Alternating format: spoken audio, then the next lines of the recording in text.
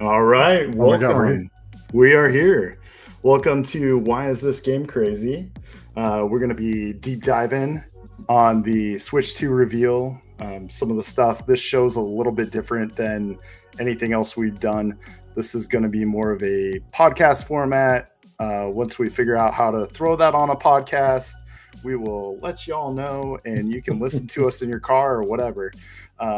So we're not going to have video. We're going to have video playing for anybody watching, but we're just going to talk through it and kind of watch what's going on with it. So, yeah. And if you're in chat, definitely hop in, throw some comments in there or whatever, and we'll try to loop you into the conversation. Heck yeah. Awesome. Cool. So yeah, that's the initial stuff out of the way. First of all, Switch 2, they announced it yesterday. So I can't believe it. Yeah. And I mean, I can, but still. And if you don't know and you haven't followed us, we got Tyken down there below me. I'm the Don. We lost our little titles, but I will work on getting that back. And yeah, let's go. Hot takes. Let's jump right. Oh, are we going right to the hot takes? We're going into let's do like the quick hot takes, and then maybe at the end we'll do some more expanded hot takes. Yeah, I'll start out by just saying that I think this was a really good presentation. I don't know if that's a hot take. I've been seeing a lot, and we'll get into where the internet sort of a little mad about things, which it's the internet. They're always mad about things, but there is some legitimate concerns out there. I think that we're talking about. But I will just start by saying that I mean, Mario Kart's a great franchise, right? So I didn't really have a concern about that, but I will say I didn't expect to be this excited about a new Mario Kart. Like the first presentation, I was like, oh, cool. It's another Mario Kart. This one, I was like, I'm sorry, is that a cow grinding on a rail doing a backflip? Now I'm sold, right? That's all I needed. Yes. So that was my big surprise coming out of this. That's awesome. Yeah. It looks good. That's the thing too. Like Mario Kart looks awesome.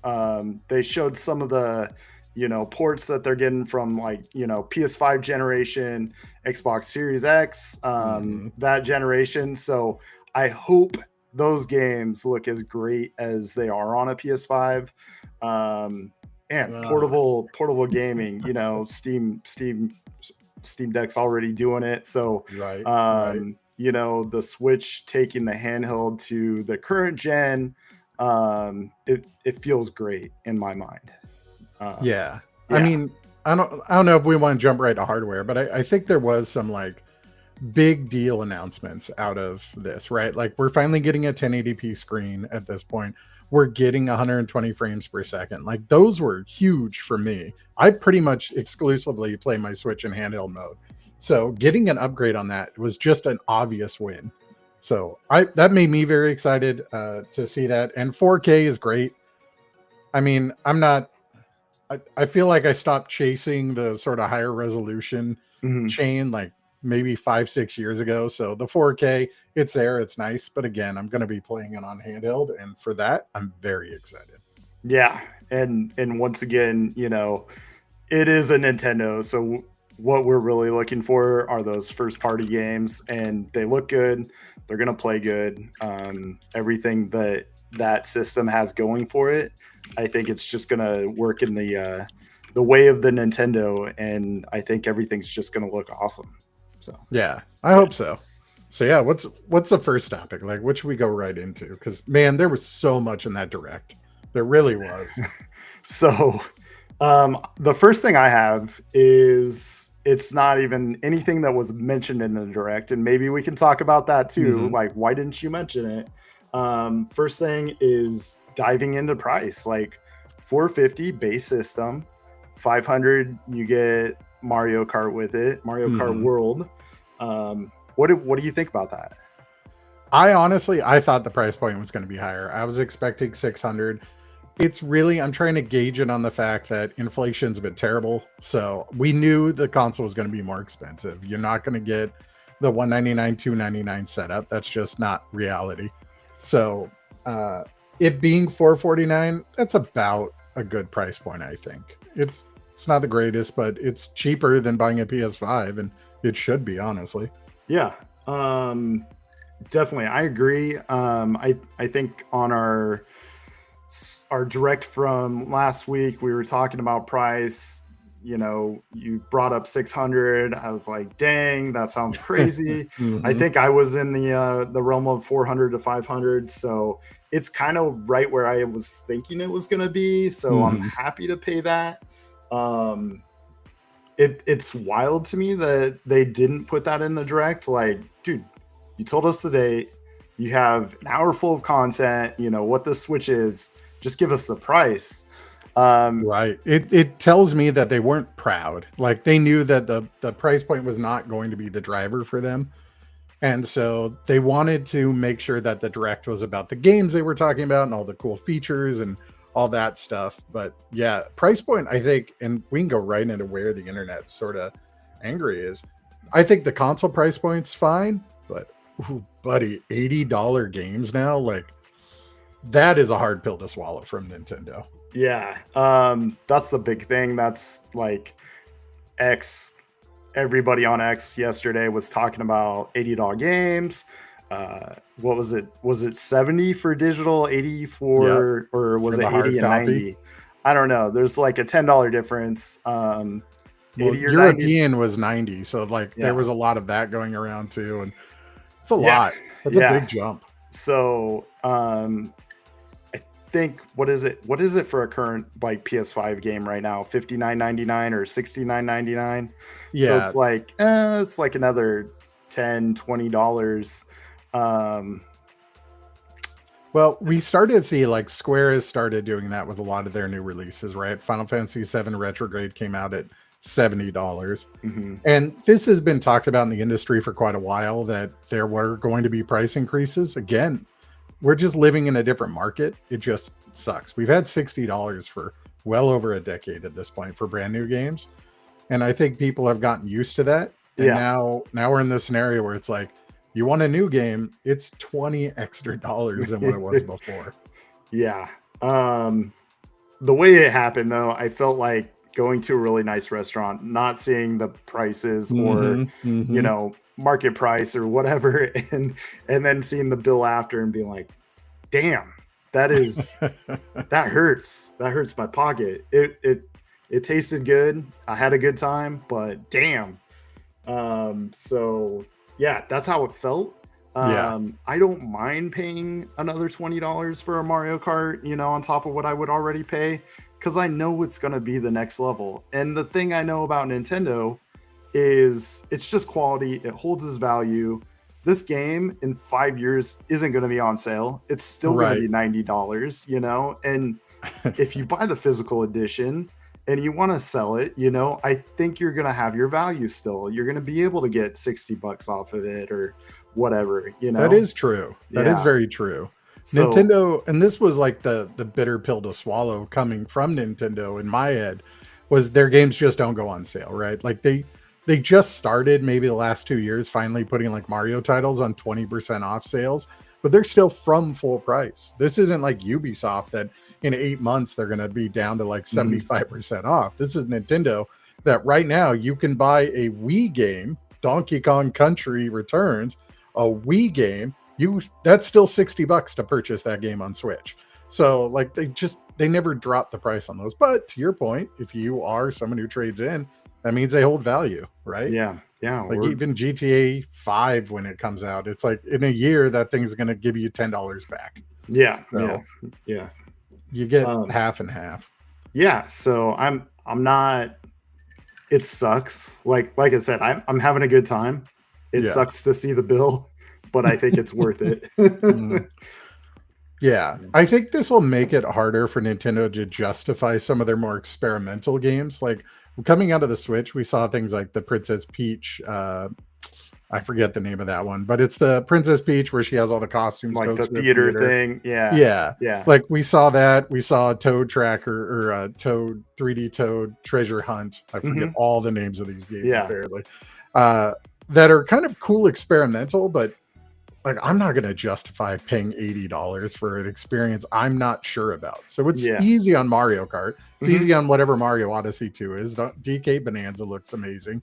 You've sold me on those, but like, am I going to pick up Kirby Air Riders at $80? Absolutely not. Or So, the Zelda game, you know, like mhm, yeah, like I Echoes agree. of Wisdom, like Yeah. that was a cool experience. Is it an $80 experience? I'm not sure. That the calculus changes. Yeah, I think at a certain point they're gonna have to say, okay, is this a quality game? Like Mhm. we need to get back to that somewhere. Games are just kind of shat out, and it's like, you know, 80, 80, 80. That's not how it works. Not even like Steam, you know, a lot of the indie Mhm. games and stuff, those are down at 15, $20. And sometimes those are way better than, you know, what you're paying full retail for a platform game on a console or whatever. So I think Mhm. there's got to be this like scale of quality or what you're getting. You know, Yeah. Smash Brothers, yeah, $80 all day. Yeah.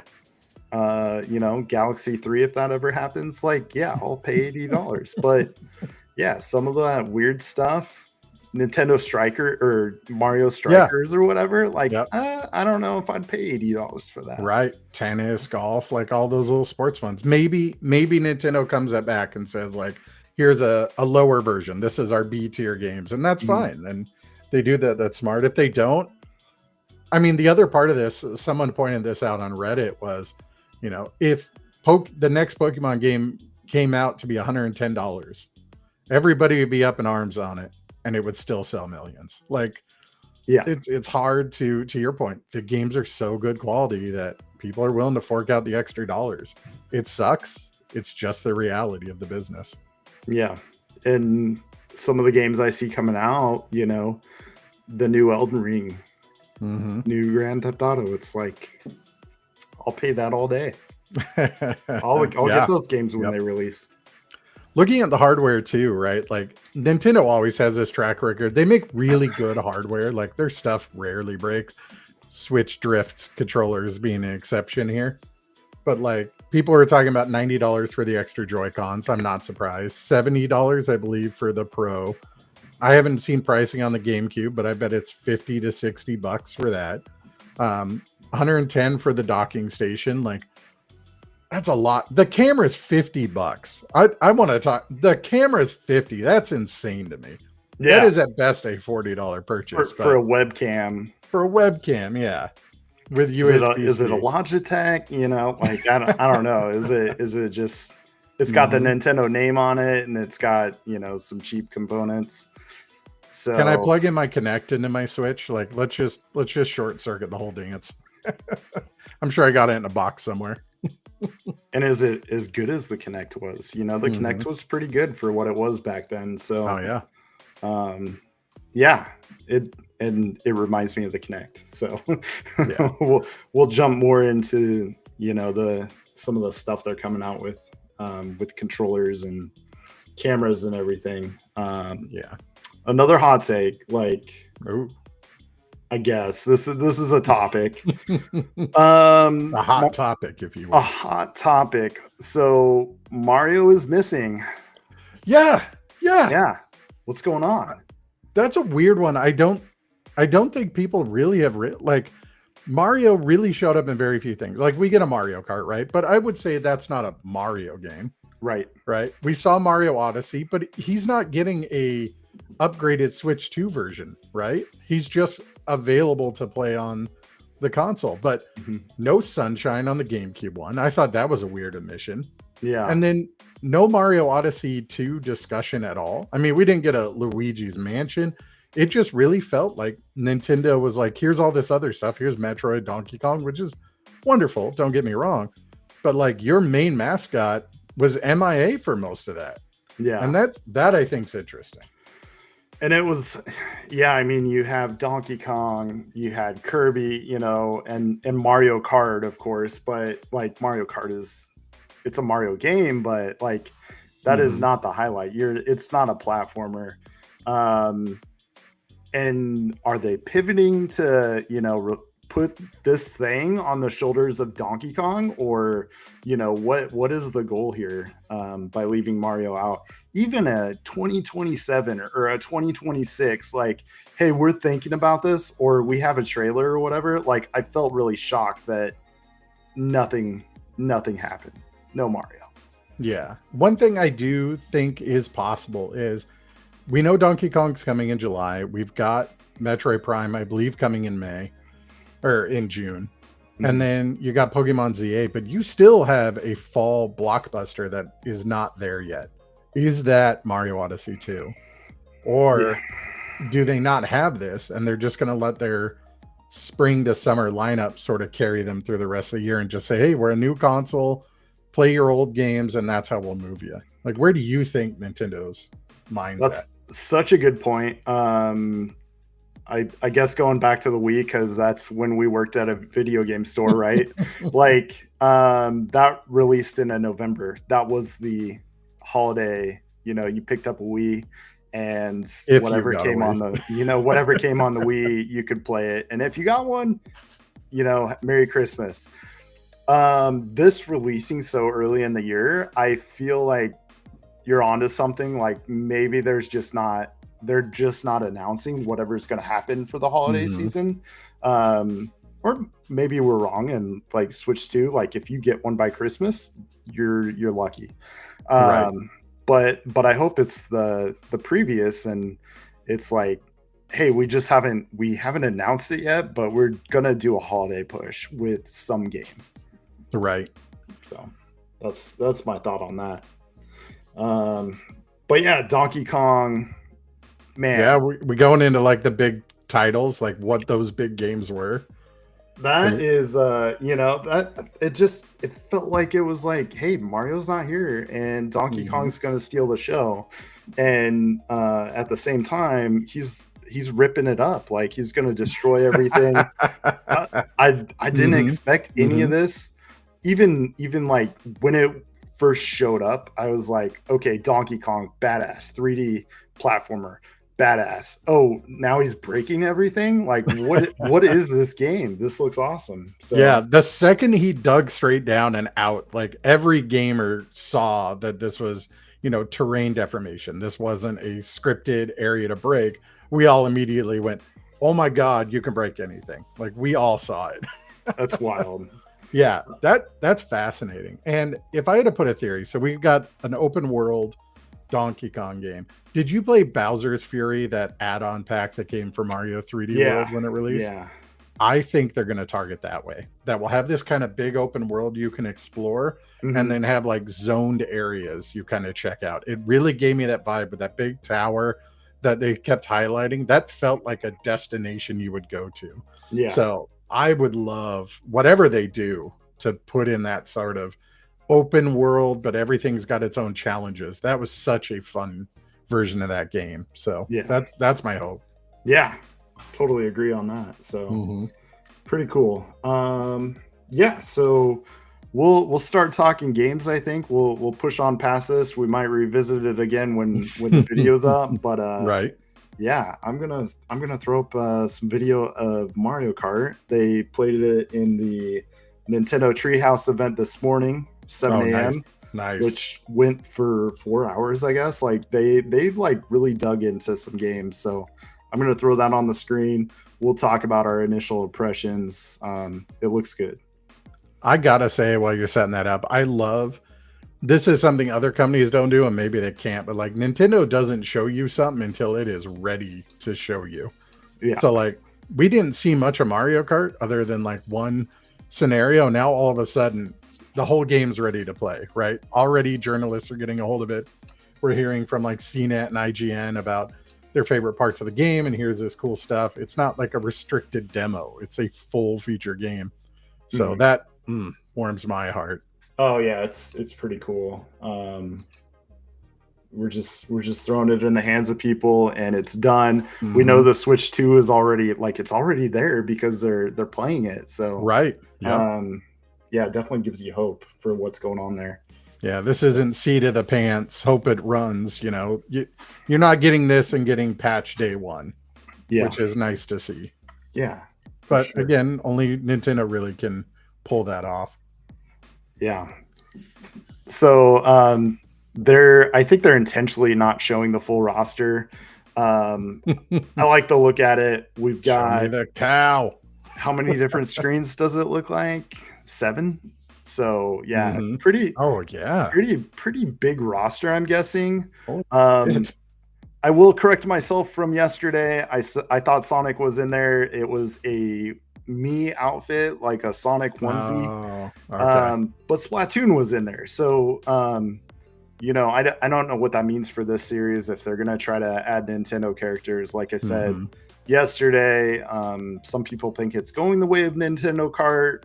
I think they're trying to stay true to mostly Mario, and that's maybe the Kirby thing is kind of shows that, like, hey, that they got their own racer. We're gonna keep it Mario here. Mm-hmm. Yeah, like I love the animations we're seeing on this. When you're picking a character, when you're picking the car, like it looks pretty cool. We saw that too with like Donkey Kong, and actually, I'll take that back to like Mario Wonder. Whatever art direction Nintendo's really going for, it's almost this like Pixar-y character, facial animation, much more cartoony, much more expressive than they've ever been in the past. And I love this direction they're going with. Like DK especially, like watching Donkey Kong Bonanza and the way he smiles and grins and like the goofy look on his face. Originally, I was like, it's not my Donkey Kong. But the more I watched it, I was like, this is like the next Donkey Kong. Like, this is a much more family friendly, expressive character. And we're seeing that in Mario Kart as well. Oh, yeah, definitely. I think he picked the 100 cc's. I don't know. I watched this earlier and I'm like, this guy's playing 50, and I think he picked 100. All right. Yeah. Good. Get a little speed, see where it's going.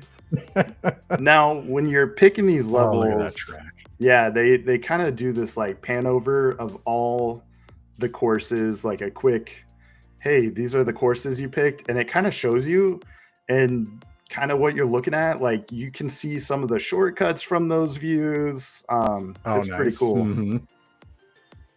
Yeah. So we know it's fully open world, right? Like everything exists within the confines of one island. And then each racetrack can be done on their own areas, or you can swap into roam around mode, which I think such an obvious evolution for this series to just, they're stealing, we said Midnight Club, but I bet a lot more people are aware of like PGR and whatnot. So Forza 5. Absolutely. Yeah, I think Chat GPT hooked me up with that one. So is it Forza Horizon? And yeah, it's definitely got that vibe. You're riding around open world with your friends, taking pictures. It's a cool move, and I hope there's like, something in Forza where you go out and find the barn find. There's a lot of stuff to do. Right, right. I hope there's a lot of like Easter eggs that you can go find when you're open world. Yeah, I love the idea of just a big sandbox to play in, right? Like, that's something I always enjoyed about playing GTA was just going around and finding what I could do. And yeah, that's amazing. What I could do and play with. And the fact it's multiplayer in that open world, I hope there are areas that shows like, hey, who could pull up the sickest trick? Or like, what's the best grind into a wall flip into a, do floor is lava style gameplay, but let it be emergent to the player, I think would be incredible. And I would love to see Nintendo pull that off. Something I love is they just showed it. Sorry, the feathers back. Sorry. You got feathers. I think there was a coin shell. Oh, nice. There, Mario 2. Instead of having a parachute when you're gliding down, they just had a plane wings pop out. So I think that was really cool. And yeah, now they're grinding. This guy's going for a wall flip and jumping off. And it looks just this like whole new thing to Mario Kart. Who would have known? Need for Kart Underground 2, exactly. I hope so. And I'm here for it. I'm absolutely here for it. We get the dynamic weather events, which they talked about sort of changing how you're playing. I mean, I imagine rain makes things more slick. That's interesting. I hope it's a bit more than just changes the handling of your cart. Like I would love it to have mechanics where maybe a river shows up where it wasn't before. Something that alters the stage in some meaningful way could be That really amazing. that'd be crazy. Flash flood or Hmm. something. One of the things like, and it's kind of a new generation thing. I know Forza probably the motorsports, not the Horizon, probably Hmm. like 2 or 3 games ago started doing the weather effect, and I know Gran Turismo Hmm. started doing the weather effect where it was like, hey, if it's slick, like if it's raining, you're gonna lose control or you're not gonna see well. And that's something that's played out in the current generation that I just love. Like playing a track on a nice day versus the rain is Hmm. totally different. Um, and it's dynamic. I know some of the older games had that where it was like, this is a snow level. But to have it like change like that, like while you're playing and adjust on the fly, I think it's just something else. Yeah, I 100% agree. Some of the things I've noticed while we've been watching this is it looks like the grind mechanic isn't just a stationary effect. Like you get on the rail, and I notice he's actually like tilting himself, Yeah. changing that angle as he grinds. So I hope that leads to a bit more dynamic play. Like you have to balance. And I also noticed there wasn't like a boost on the grind, which I think is good too, because Mhm. I could see where that would just become really boring. So I it becomes this like optional thing you can do. I think, yeah, I think you grind. I think it builds your boost. Like when you come out of the grind, Okay. you'll Yeah. get a little, reward for doing it. But yeah, it did look like he kind of like tilted and was tilting the other way, and so kind of like a Tony Hawk grind mechanism where you Yeah. fall off Yeah. or something. Which Um, I love. yeah, Absolutely love. yeah, it's cool. Yeah. The other thing I noticed here I didn't see before is that the item you have picked trails behind you. I wonder Yeah, if it has a hitbox, but at the very least, it's nice to be able to look at another player and know what they're sitting on, right? Like, am I going to pass that guy? He's got a red shell. I'm gonna, but maybe I'll be more careful about it, right? yeah. Kind of what they were saying on watching this, and I only caught like 5 minutes or something, Hmm. but I think they were saying they load into the defensive position, and so that way you don't have to hold button to get a shell to go backwards Oh, or okay. whatever. That's nice. Yeah. Yeah, so definitely nice. But this guy being in first, man, I don't know if he's playing 100. I'm so bad at this game. Ah, I'm quite good, I'll have you know. I have a with 150. They're like next time they need a whatever 300 cc. Yeah. Yeah, So yeah, I'm super excited. I'm very sold, and we could talk about registration on how they're handling the release. I think that's somewhat interesting to me. yeah, So we were there during the Wii days, right? Like we mhm, saw what bad scalping can do to a market that was already not enough mhm, consoles being made. So, a couple of things we know, right? One, Nintendo is doing a first pass pre orders for anyone who has Nintendo Switch Online and has logged at least 50 hours of gameplay as of April 2nd. mhm. So, you needed to have an active online account that you're actually using. And then they're going to let you pre order directly from Nintendo first. I Yeah, think that it I don't know if I'm unbiased just because I fall in that category, but I mhm. personally love that I don't need to be up at 4 a.m. fighting against a family of 20 buying every console that's out there. I love the fact that I'm rewarded to some degree for being a loyal Nintendo user and getting the opportunity to buy the console without having to fight tooth and nail for it. Yeah, I think that's where they're getting it right. They are rewarding known players basically. Like they Hmm. know this isn't going to a scalper. It would be very challenging for scalpers to have multiple accounts that they had more than 50 hours. They didn't even know about it. So it's like, Hmm. if you play, we're going to give you first shot at this and it feels good. Um I remember taking pre-orders on like the Wii and all these other systems. And yeah, it was a nightmare. At that time they didn't like say there was a hard pre-order live date, so we were just taking them and it created chaos. Like you would take a pre-order, as soon as it was announced, and we didn't know if we would have the inventory for it. We were just like, okay, you got money, you want one of these things. How much do you really want it? We'll get you on the list.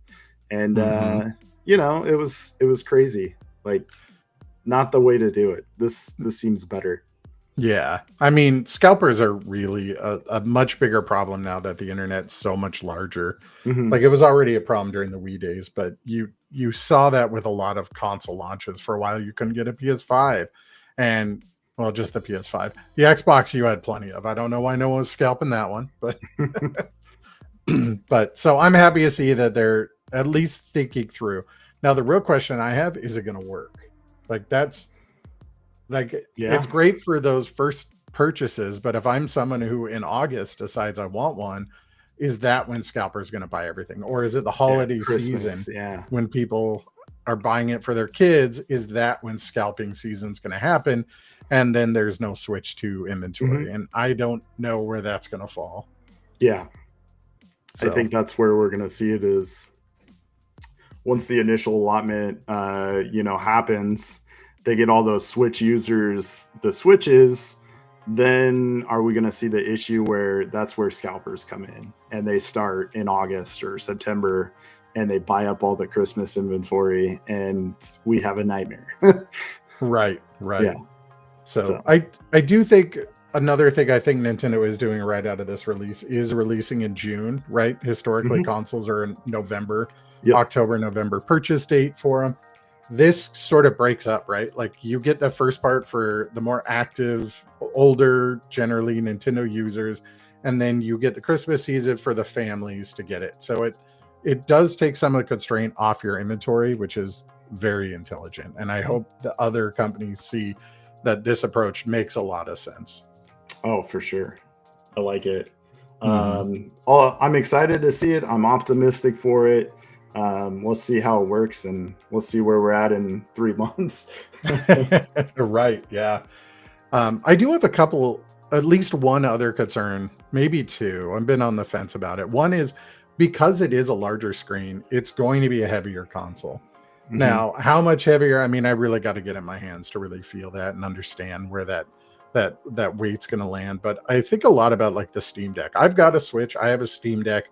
My Steam Deck sees a tenth of the play my Switch does, just because my Switch is just so much more convenient, right? Like, it loads up faster. It's not as bulky. If I'm laying in bed or I'm holding it in a chair, you know, the Steam Deck, I just will get tired at some point. That thing's beefy and bulky to hold. So I have some concerns about the size and the weight, but it's thin like the Switch, so I'm expecting it not to be as big as the Steam Deck. Yeah. The profile being the same size and how much more we're getting out of it, that's definitely good. Excited to see it. And yeah, you don't want to get something that's more clunky, basically, going into a next generation like this. Right. And how travelable is it, right? Like, the Switch, I could practically put that in my pocket. And you know, the Switch 2, do I need to buy Jinko jeans? Is that my only option here? Like, how big is it? How well does it kind of fold down? Because if I'm gonna take this on a plane or on vacation, that profile starts to matter a lot more, right? So, but I mean, what do you do? It's a bigger screen. Do I complain about having a bigger screen? That feels weird, right? Well, you know, and here's the point. Like, the Switch came out with the Switch Lite, and I think it was a great idea. You know, save $100. You don't get to hook it up to your TV, but it is the ultimate portable. And like, when you're talking about Nintendo, and you know, they went away from the DS system, which was the ultimate handheld. And once they're like, all right, we're gonna just go all in on Switch, we're gonna do a Switch Lite, maybe we're gonna get a Switch 2 Lite down the road. That's what I'd like to see. Something a little lighter, a little cheaper, and something that you can just, I'm gonna travel with that easily. I think that makes sense. I would say, though, my biggest sort of concern about it is, because it is 1080p, it's 120 hertz. I am fully expecting the battery life to just not be as good, Like, I've heard things. yeah. What have you heard about the I've just battery life? I just have heard it does not hold life like the current Switch. Yeah, the current Yeah, Switch is somewhere between. I usually get about 8 to 10 hours out yeah, of just one playthrough of the Switch, which is crazy. Obviously, what game you play matters there. Like hmm Tears of the Kingdom battery life is worse than, say, like some SNES game, but it sounds like we're looking around 5 to 6 hours for the Switch 2, which is a pretty big hit, yeah, especially if you're going to take this traveling. yeah, So yeah. again, it's that sort of, I want the higher frame rate, I want the higher resolution. Something has to give, but it's still going to be something that's going to get calculated in when I think about where I'm playing this. Yeah, yeah, for sure. You do have the two USB-C, ports, so you can True. charge from the top or the bottom. And I think about my airplane travel, and I think that works for it. Like you can plug it into the top, and it's more comfortable that way. So yeah, Yeah, I'm very happy about having the option for both those. yeah, That was something I don't love about the Steam Deck either, where it's like everything just plugs into the top. It's like sometimes it's more comfortable to have it at the top, sometimes bottom. Thank you for giving me options. it's crazy. That's a crazy feature that Hmm. I think is just genius. It's like, man, this is a Donkey Kong level This looks amazing. based I on cannot like wait to play this one. original Donkey Kong. That's freaking ridiculous, Yeah. man. All Cool. right. Good segue Ooh, into some more Donkey Kong. let's do it. Let's do it. So yeah, yesterday they announced Donkey Kong Bonanza. This thing, would you say it's open world? I think it is. Yeah. From everything I've seen and everything I've heard, this is a full open world, a la the Sonic. Ooh. JC DeSantis, help me out here. What's that Sonic game that's open world? You know what, the Rings? No. Anyway, there's a Sonic open world. I feel like this is kind of following that same Okay. sort of setup. Yeah, with graphics that fit the character. Mm-hmm. Yeah, I know the Sonic you're talking about. So this is crazy. So you're starting in a cave, you're busting your way out. The bananas. It looks good. This is going to kill my FOMO, by the way. I'm just going to always assume there's something to my left and right. And I'm just going to like Minecraft every area The whole in this game. damn cave is coming look down. at this. Yeah. This is Ah. this is a hard game to play because you're gonna take the whole freaking cave down. That's right. I'm just going to dig. Somebody at some point is going to push the limits of this Switch 2 by digging as far as they can. And I'm really going to be interested to watch that video. Yeah, you're gonna go all the way to the core, and then we're gonna clear the whole thing. The whole thing's getting Mhm. cleared. Why is his tongue out? What is this about? Is this Kid Donkey Kong? I don't know. Is it? It's the new style. The new style is Waza. Yeah. The first banana. Yeah. Nice. What's really gonna sell this game is going to be it's how it feels to run around. Like this is a team that made Odyssey, so I have a lot of trust in their ability to make fun movement options, and that's really what I want to see from Donkey Kong. Yeah. Like we've seen him run and climb, he can punch and dig straight down. Like there's this great verticality to the character. What I want to know is, does he retain some of his ability to do roll jumps and other cool movement mechanics that will just make that character flow in the same way that Mario does in Odyssey? Nope. There we go. There's some rolling. Oh, look at that. Look at that. There was Coyote time. And All right. yeah. They get they heard me. Hey, you guys heard me. It's almost like we're playing. But yeah, it looks good. I'm excited. I love destructible environments. Like when Battlefield, that was a big thing they did. And I was like, yeah, bring the building down. And then I cannot wait to play Donkey Kong and just like ruin everything. Everything. Yeah. Sounds amazing. Mm-hmm. Wonder if you can like build out the river there. Ooh.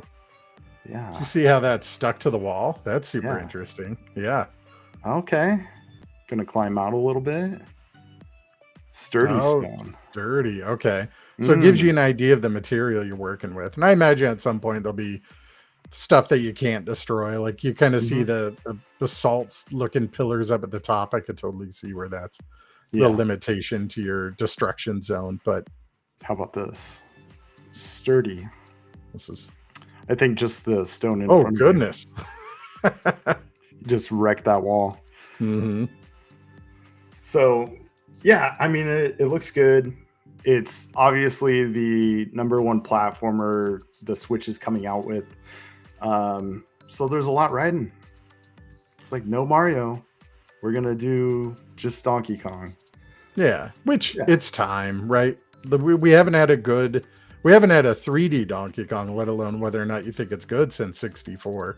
Yeah. So it's nice that they're kind of exploring this. We had a full sort of open world-ish Kirby recently. We had Mario Odyssey recently, like 6 years ago. But point being, like those were the last ones. So it's Mhm. nice that Donkey Kong's getting his due and giving him an opportunity to kind of showcase in his own game. And I'm here for it. I'm absolutely here for it. Yeah. Looks great. Mm-hmm. Get some emotes there. Finally. It's See- cool. Yeah. Go ahead. I was just gonna say they did the right thing too. Like there's not a lot of complicated button presses here, right? It looks like a lot's gonna be contextual, and I think that's gonna help too. Just make this feel like a great game. Yeah, and I think like kids are gonna love it. We're gonna love it. Yeah, expect me to stream this 110%. Awesome. Well, cool. The next game, probably not what you're thinking, Oh, unless you saw the agenda. no, that would be responsible of me. We go back to Switch Direct because they didn't get a deep dive on it. Oh, which Yeah. one's this? Show me the goods. There you go. Okay. Duskbloods. Yes. So yeah, we have this like Bloodborne style, Elden Ring looking Duskblood. It looks great. Like I was so excited about this. We didn't know what it was yesterday when we watched this. Like, oh man, is this Resident Evil? What is this? It's dark and it looks great. But yeah, what are your thoughts? I've seen kind of a few different things on how you play the game, but yeah. Yeah, my first thought is someone's got to ask Miyazaki what he has with fingers. There's just a weird hand thing with that dude. And maybe we just sort of accept it like Quentin Tarantino's little toesy thing. Mhm. But man, it's a lot in there. Yeah, you know what? Like, and that's the funny thing. Like, we didn't notice right off the bat, but I have a friend that I talked to today, and he's like, Mhm. as soon as I saw the fingers, I knew who made it. What? But Yeah, yeah, that's all it takes. yeah. Yeah, the architecture of this feels like a bit more of a SteamWorld punky version of Bloodborne, which I think is wonderful. But I'm also really getting vibes of Liza P. Like, I don't know if it's just that thin sword, but I'm really getting that sort of mechanic of you're going to have your character kind of build the way they're built, and then well, that's not true because we've seen some of the new weapons. Yeah, I'm gonna take it back. I'm curious to see what this is gonna look like, and that is wild. Jetpack. I can't believe Fallout is in this.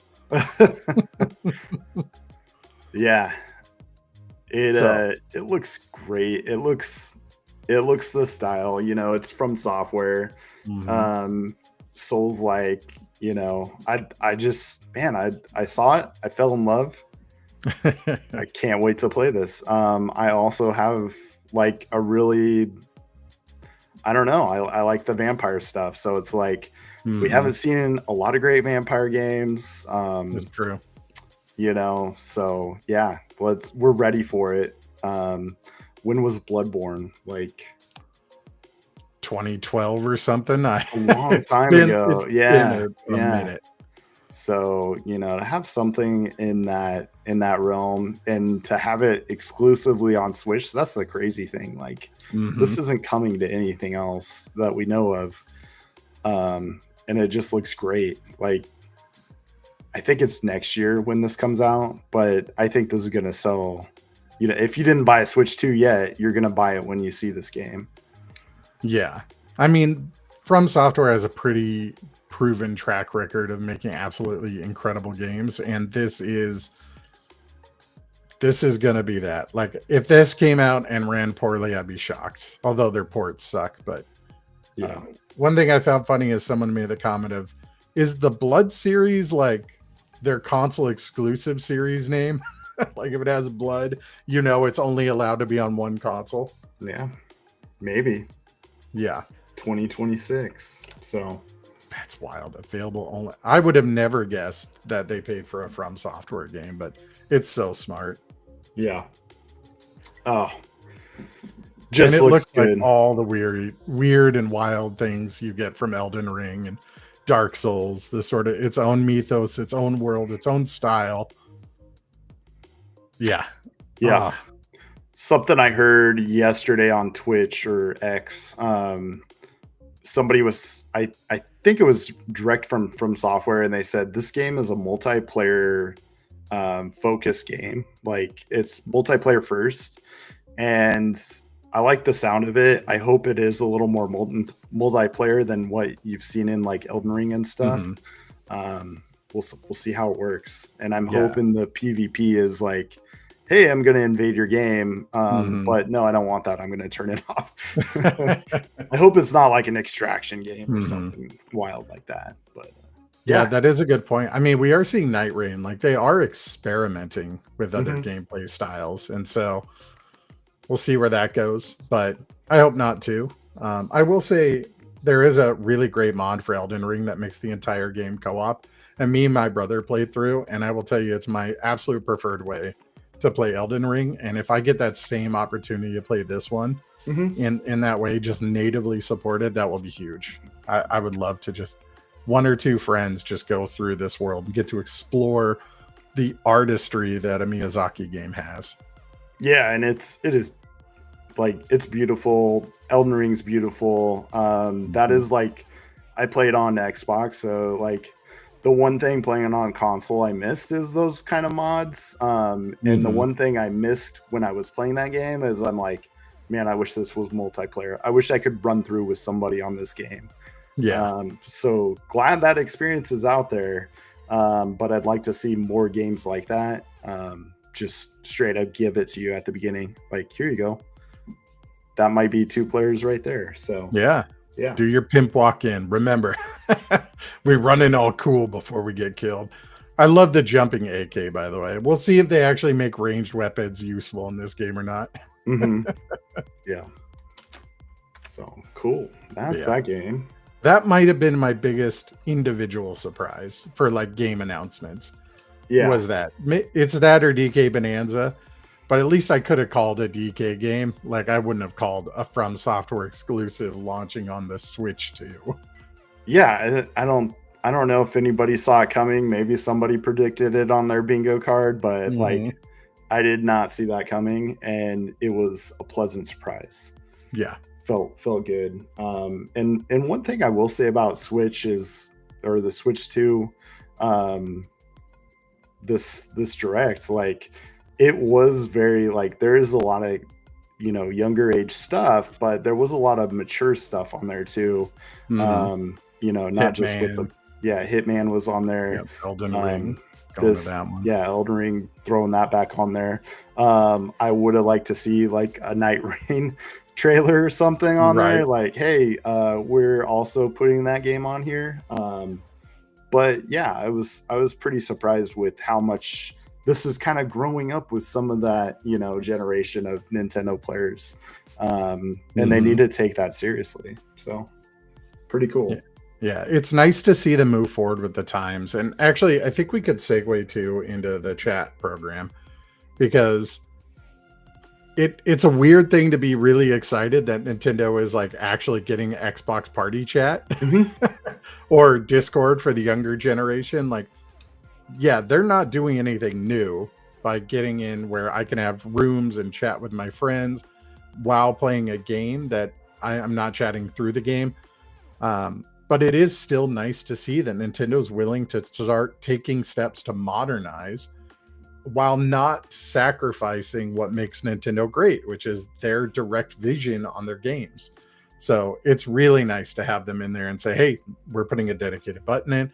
We're building games with this experience in mind because we see this as a value add. We see this as a cool new way to interact with games. Yeah, and it, you know, does take it to a more mature level too. Is like, hopefully we're not dealing with friend codes and stuff, and it's like, Jesus, you know, a please. pain in the ass. But Mhm. this looks cool. This looks like Discord, and it gives me a lot of hope. Like this seems fun. It reminds me of playing the Nintendo 64. Like, hey, Right. all four screens are up on the screen. Don't peek, you know, or where you at on Mario Kart. So that's a lot of fun for me. Yeah. It looks good.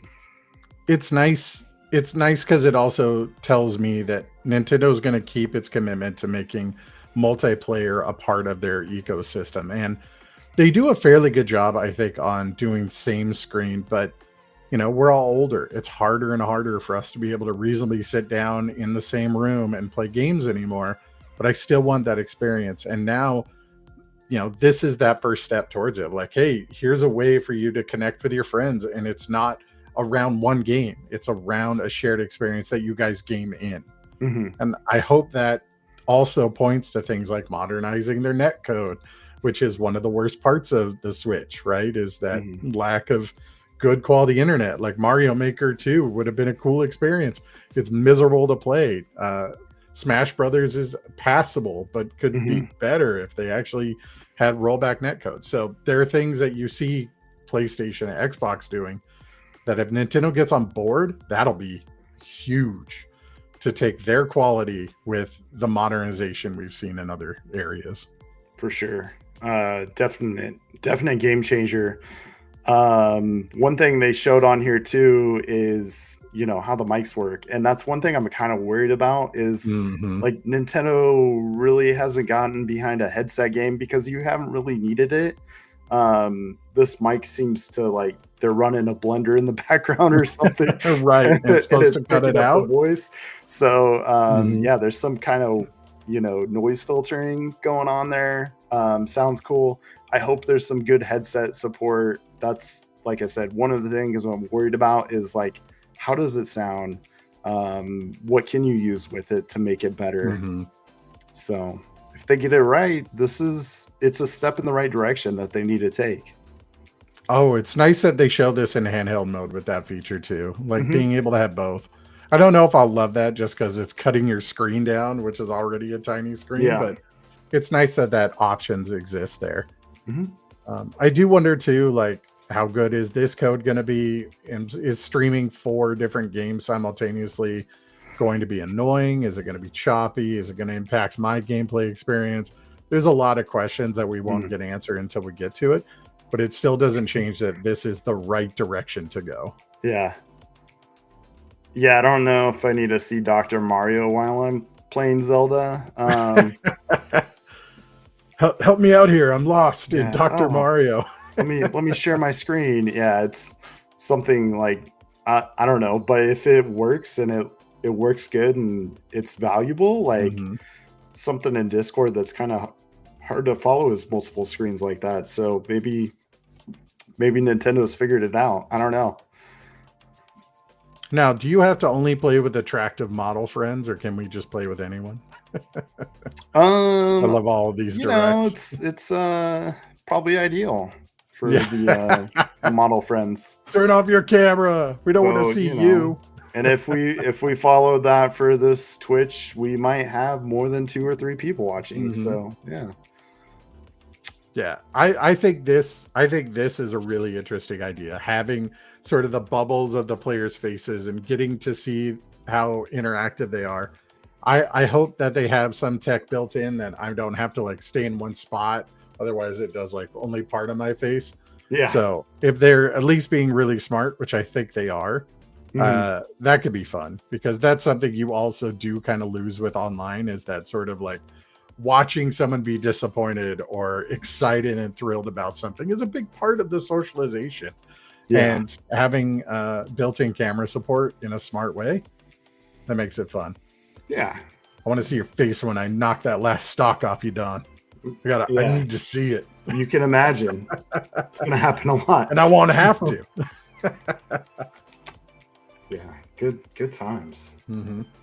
So this guy's back. Oh, I'll just briefly say, when we looked at the console too, and they were doing like the spin around, built-in Ethernet port. Thank God. Was there? Yes. Good. Yep.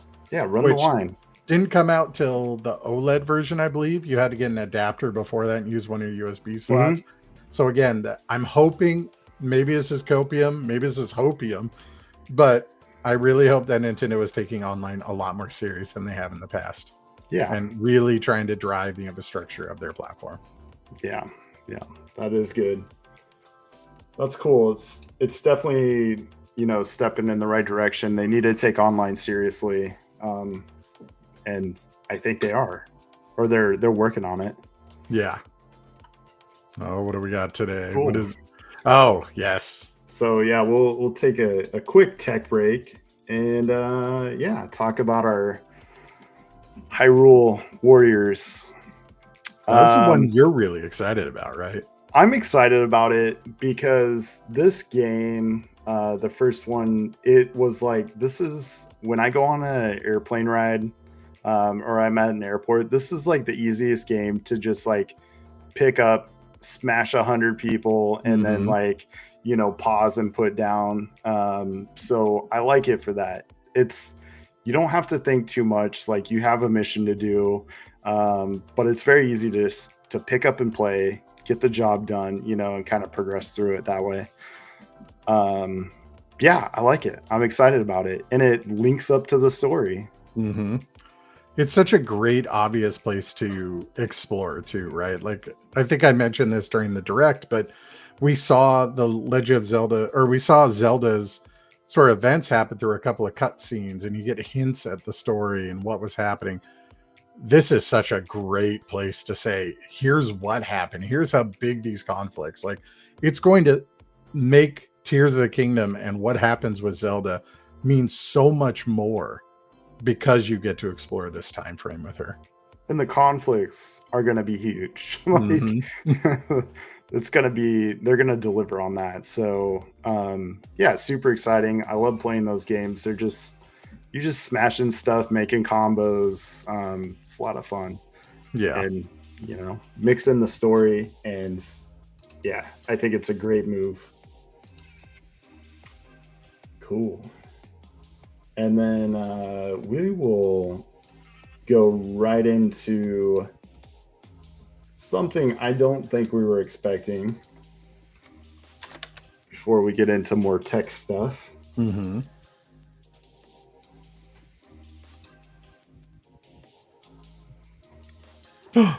Smash Brothers? Smash Brothers? Man, that was all of us. We're like, is this Smash? Is that the Warp Star from Smash? Is it? Yeah. It's Kirby? Is this still Smash? Yeah, because Kirby was the first character you saw in Ultimate, right? And Kirby was made by Sakurai, so it was like, Smash? So you got us here up until we get to the right around here. Yep. And we're like, okay, this isn't Smash. No. What is that? Okay. So again, we're gonna have another racer. I think it's weird for launch, but this is what Sakurai's been working on for a while. Like, we knew he was working on a game. A lot of people thought it was Smash Brothers. He said it wasn't, and it definitely isn't. I don't know. What do you think? Are you excited about this? It's is Sakurai. This an $80 game? Sakurai. No, I don't think it's an $80 game. I will say I didn't love the original Kirby Air Ride. I think that's blasphemous for a good section of the audience, because there's a lot of people that were younger when this game came out, and it had this great exploration. It was very colorful. It was very simple to play, right? It was one button that was a break, and then you got into a boost. So the younger generation really has a nostalgia factor for this game. I've never. I got Kirby's Air Ride. I bought it day one, and I think I played it for maybe a couple hours and said, I don't like how this controls, and I left. So I don't know. My excitement for Air Riders is almost zero, but not every game has to be made for me, right? Yeah. But I don't know. I feel like you might be in that same camp. Yeah, I mean, I didn't really play, like, that wasn't something that spoke to me when it came out, so I didn't really play it. I mean, this CG video cutscene thing, it looks good. But how's the gameplay gonna be, And maybe there is room for two riders, and maybe this is a little more faster paced. I think to some of the earlier, like, downhill 1080 style games, SSX, more snowboarding style. But if it's fast paced like that, maybe it's something that we need. Just what was the racing game that was like smashing into each other too? Like, if you just get a fast paced game, it's a little more, or a little less technique, but a little off the rails compared to Mario Kart. Like, I think something like that could work. Yeah, I don't know. I agree with you. It feels weird that Kirby Air Riders is going to come out the same year that Mario Kart does. And it's going to be a really hard, if they are trying to target that same nostalgia racer sort of arcadey, I just don't see a world in which Kirby Air Riders can compete. But, again, there are a younger generation that loved Kirby Air Rider. And having that option or that experience to play like a more updated version could be cool. Here's pricing strategies too. Maybe this is a free to play with buying options, or maybe this is coming out at $40 and is like an alternative. Yeah, and I was just gonna say, if it's a $40 game, I might give it a try. Right. If it's $80 and for Christmas it goes half off, then yeah. But if it's $80, I'm not. No. So I'm interested to see more. Review. I'm not excited. Yeah. I agree. Yeah, it was kind of a weird, I don't know, just a weird entry to me. Yeah. Felt out of place. And I felt like we got tricked a little bit there. It was definitely, regardless of whatever it was like, is this Smash? It's not Smash. Oh, well, I guess I'll get excited about the next game. Okay. So we are going to just discuss some of the third-party support. Elden Ring is wonderful. I'm excited about that. We got Elden Ring. We got Hades too. An obvious run on it. I will say I played most of Hades on my PC, but I bought it for my Switch, and I did. I was at a plane ride, just played Hades 1 through the whole thing, and it was wonderful. So, and Hades 2 is really great if you haven't played it. So, I'm excited for it. It's a smart move. Street Fighter 6, sure. Street Fighter, yeah. I don't think that's the best controller for fighting games, but it's not terrible. Yeah. Did you play Street Fighter 6? Briefly on computer. Okay. I played like the demo, and that was it. And I'm a huge, like, there's Street Fighter right behind me, So I'm a big fan of it, but for whatever reason, I was just like not impressed by the direction they were going with it. But I'll give it a good try.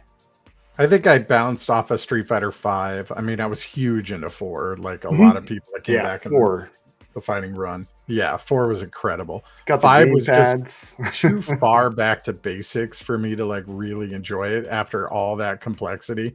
Oh, the gamepads. Yeah. I had that Ryu gamepad forever. Yeah. It eventually broke, which I was sad about. But the Street Fighter 6, I think, is really fun, and when I played it, I enjoyed it. It just came out at the wrong time. Yeah. Makes sense. Okay. Yep. Split Fiction, that's a good obvious one. The EA games, sure. I mean, they got to be on there.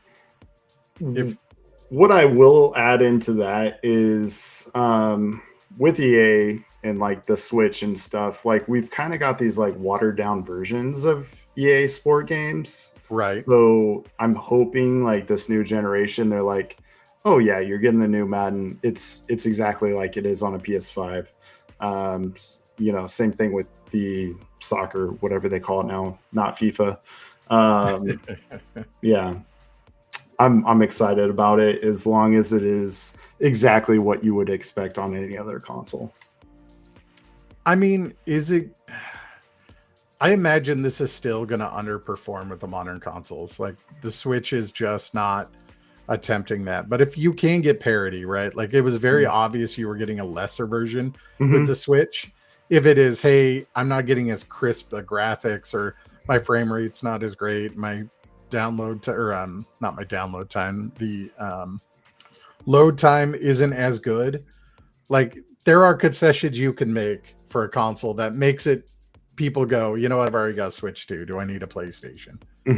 With the Switch 1, that was never a conversation I had. It was like, I need an Xbox and I need my Switch. Yeah. Like I need two consoles. The more and more of these become more parity between each other, I think exclusives that are not Nintendo get less and less exciting to me. And you're seeing that with Xbox and Sony are releasing on Steam a lot of their games, or Xbox Game Pass. So I think there's an acknowledgement from all these console makers at large that it's becoming harder and harder to justify trying to push forward console sales as opposed to games. Nintendo's the exception there. Nintendo still holds some of the most important games in the industry. Right. So the point being is getting these third party on there makes the attractiveness of just buying the Switch 2 that much higher. Yeah. Awesome. Hitman. That's wild. Yeah, and so this is something, so Signature Edition Hitman, which was... We're back to that naming, I guess. Which was cool. I did see, if you pre-order this game, not trying to sell pre-orders anymore, but if you pre-order this game, you do get like a Mario red suit and a Luigi green suit, and I'm like, oh my god, that's kind of badass. Like, sign me up for that. But what was interesting about this trailer is what happens after Hitman. And it's, I think this is it, right? Man, it was like I planned that. Look at the timing for it. Yeah. Professionalism. That's the beautiful important thing here. So we have this very iconic intro. Yeah. Very iconic. We're going through the barrel here. Very GoldenEye looking. GoldenEye music, even. Yeah. So is Project 007 a GoldenEye like, game? And they've tried, like they've done 007 several times after GoldenEye and have just never hit it. Right. I would say the closest thing to GoldenEye was probably Perfect Dark, which is not even close. Like it is close to the gameplay, but it's not. They're cousins. They're cousins. Yeah, the weird cousins. Right. There's a red suit right there. So I don't know. Some of the magic that happened in 007 GoldenEye was like the actual levels, like playing single player was a lot of fun. Multiplayer was a lot of fun. But like you're crawling through a vent, the second level or whatever, and you're sniping a guy going to the bathroom, and it was hilarious. Like I've replayed that so many times. The facility. And it's fantastic level. Like, and the snow levels and like everything about it. They've tried to remake those games, and they look slightly better, but it's never the same. And I hope this fills that hole in my heart, Right. Yeah. I mean, I think you've got it where it felt fun to play. Like I went back to GoldenEye somewhat recently just to try it out, and that was the thing that got me. Like, yeah, it doesn't handle well. It's a shooter built on the 64 that had one analog controller, but there was just a magic to how that game presented itself, how it played, how the shenanigans you could pull off, everything blew up, right? Like you shot a chair and it blew up. Mm-hmm. Like just absolute nonsense that made that game such a joy to play. And if you go in, there's some modernization you could do, but you need the lightest touch on GoldenEye to keep its feel and modernize it enough. Like it can't be too complex. You can't get too pretty with it. Part of the appeal is I could see the one pixel of that dude 500 yards away through the Nintendo 64 because you weren't trying to be fancy. But if you start putting in all this background and granite and blah, you remove the magic of that. Yeah. And I will say the explosion effects, like something I vividly, I don't know if like it really is this, but I vividly remember the explosions and they were just very delightful. Like, yeah, just and then the smoke particle effects that would slow down the entire console, like magic. Yeah, blowing up the tanks or whatever in proximity mines, and oh my god, that game was insane, and really like paved the way towards like Call of Duty or any other shooter we probably play. Halo. Yeah, Halo. Yep. All those games, you know, a big thank you to GoldenEye, in my opinion. It showed that consoles could do first-person shooters, and it set the blueprint for how multiplayer should work, and that was a big deal. So, I mean, this is a ton of speculation on what we pretty much got nothing about, but that's how much we love GoldenEye. It's like you just hint at it, and we will geek out about it for as long as you'll let us. Like, is it GoldenEye? You got to tell us. Like, you got to tell us, otherwise we think why GoldenEye shaped. Why GoldenEye shaped? Yes. So exactly. No odd job slappers only. In facility. Awesome. So they are going to show. This is from the Treehouse Live, some gameplay. I think they might be in wheelchairs. I'm not sure, but this is this game. The game, and they're showing you how to play, and it's called DragX Drive, and you use the Joy-Cons as a mouse control, basically to steer and everything. I think this is the coolest damn thing. I posted on Twitter. We got an uncle who many years fell off a roof during a construction job, like paralyzed from the waist down, can't do anything. And like, you know, like, hey, your life is different. And somewhere along the line, he found this sport and it changed his outlook, you know? And it's super cool. It's super cool community. I've worked with veterans that have done this sport, and it's cool. And this sport is intense. It is blood, sweat, and tears. Like, you are crashing metal against each other. One of the most intense sports I've ever seen. So it's pretty cool that this is happening. And I also think, like, to me, like, when I see this, there is a kid out there that's going to play this game and they're going to get inspired to go do something really cool. And like, I think that's what games do. Like, people play FIFA or Madden and they're like, I want to be that guy. I want to grow up and do that. And that sets their life course or life path. You know, I think this game is going to do this for a lot of kids. And it's cool to see that representation. So, yeah. And frankly, it looks really fun. I love the idea of, we were seeing sort of Tony Hawkified basketball that really can only be shown because of this sort of medium that exists. Like, it's such a great synergy between this representation and this gameplay element to it. So yeah, I think this looks fun as hell. I think they do a multiplayer game, and it looks wild. You're crashing into each other. The characters are throwing their arms up. I think there's ramps by the hoops, so right. I think you can slam dunk. Like, there's some crazy shit. It is awesome. It's almost Rocket League-y in the sense of the game. Yeah, and it's cool.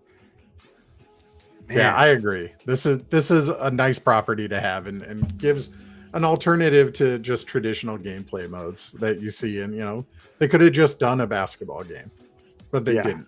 They went the extra mile and said, this seems like something people would really enjoy and be a great experience. And and how about like using the Switch controller? Like, I don't know how else we're going to use the mouse, but this seems like a great first stab at it. Like, we can do the wheelchair with, the mouse moves and, flip, one down and one up and like, flip around or whatever. I think they show, you throw the basketball, it's got the motion control too. So there's a lot going on in here. Didn't quite slam dunk, but it is possible. I think I've seen it. Oh, I believe it. I believe it. There you go. There we go. Boom. Yeah. Boom shakalaka.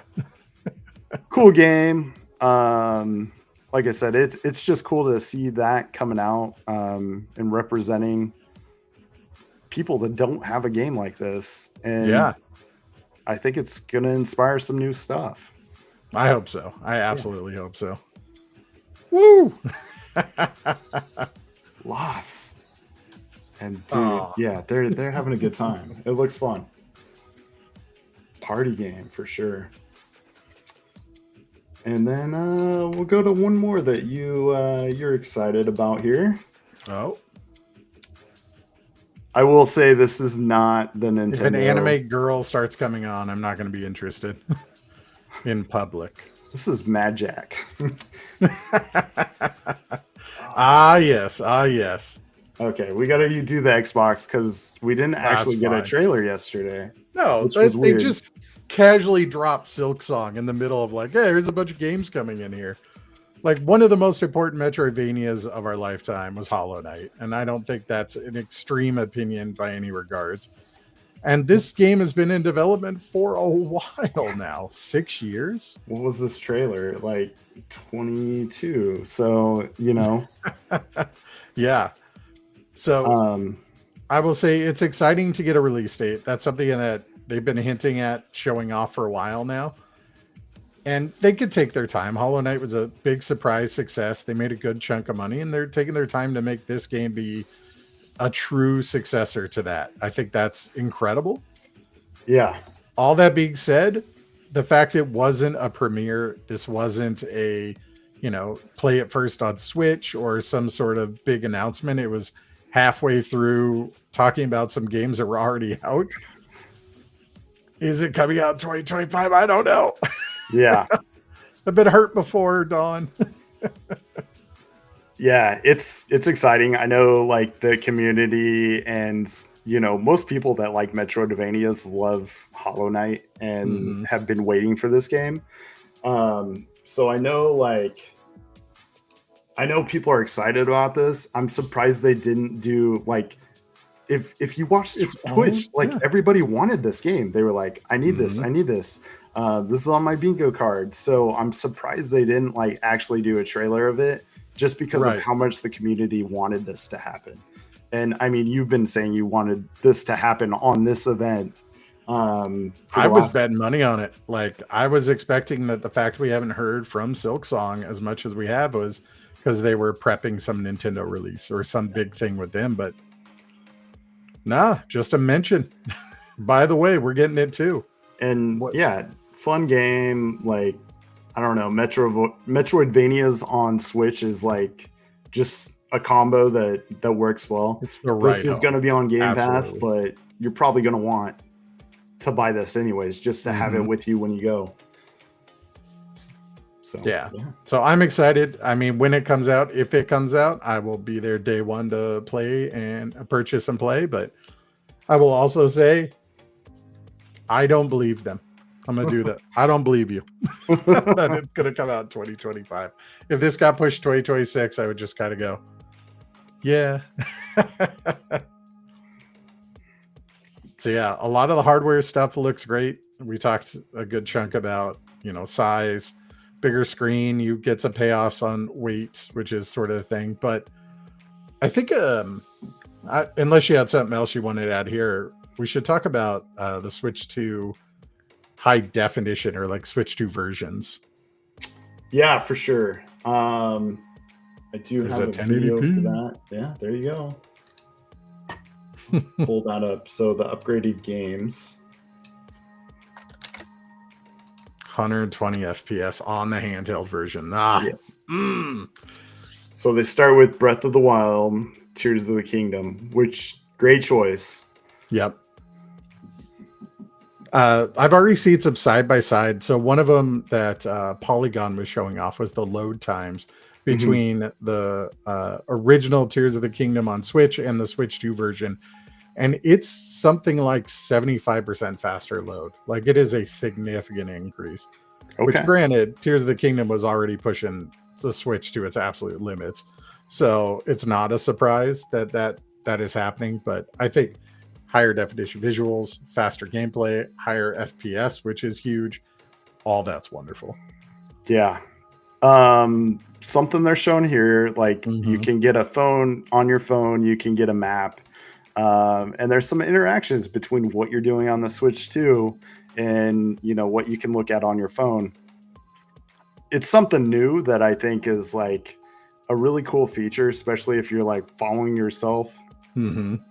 What might be cool, like on a stream or whatever, is like if you can share that link or whatever, like follow me, you know, kind of like you share your location, or just throw up your phone screen during a stream, and people can see where you're at in the world as a bigger map or whatever. It looks good. I agree with you. The app itself, I wasn't excited for Legend of Zelda and how it's going to be used. I don't need more Korok seeds in my life. Thank you. But I do think the opportunity to interact with an app directly into gameplay is huge. Like they're opening up some APIs to be able to handle that. I could think of tons of great ways. Mario Maker would really benefit from having a separate app that I can, you know, maybe search or follow people on that's not limited to the game itself, and have that interaction between it is such a great idea. We could also see it if there is opportunity to use it as a second screen, right? Like if they have DS support, maybe there's opportunities to use the app with the console. Like it opens up doors that Nintendo just wasn't willing to talk about before. And even if the app they showed isn't that exciting, the fact that they're doing it really is. Yeah. I think there's a lot there that they can go into in the future. I think about like importing things, character creators, you know, things like that in the future, which I know some games have done stuff like that. So it's good. Yeah. And be able to share your Tears of the Kingdom builds with me would be great, because frankly, I'm tired of trying to build the exact cool thing that someone spent 12 hours doing. Just give it to me. Let me just build it. Which they're doing. I feel like we do need to talk about this. Like you can share your creations with other people. That's awesome. It's awesome. I think it's wild. I think we're gonna have like a lot of crazy shit get made and shared with each other, you know. Something in future streams, maybe we'll just like throw up something that somebody creates blind. I don't know. We'll see. We'll probably get banned. But I beat the level with this phallic shaped object, and you're like, all right, here we go. I think that's fun though. I think that kind of stuff is gonna happen, and it makes the game a little more fun. Yeah, what they're showing here is one hardware thing we didn't talk about is using it for mouse controls. You know, we talked about in this game, but having that opportunity to turn it sideways, use it as a mouse for first-person shooters that's already built into Metroid Prime 4 is such an interesting idea. For me, really, it's real-time strategy or turn-based strategy games. I love that option. Console just has never had a great solution. XCOM maybe, but hasn't really had a great solution for what you could play on PC. This brings that closer to a console experience. And, you know, maybe it's not StarCraft, but frankly, I would rather play Diablo with a mouse and keyboard.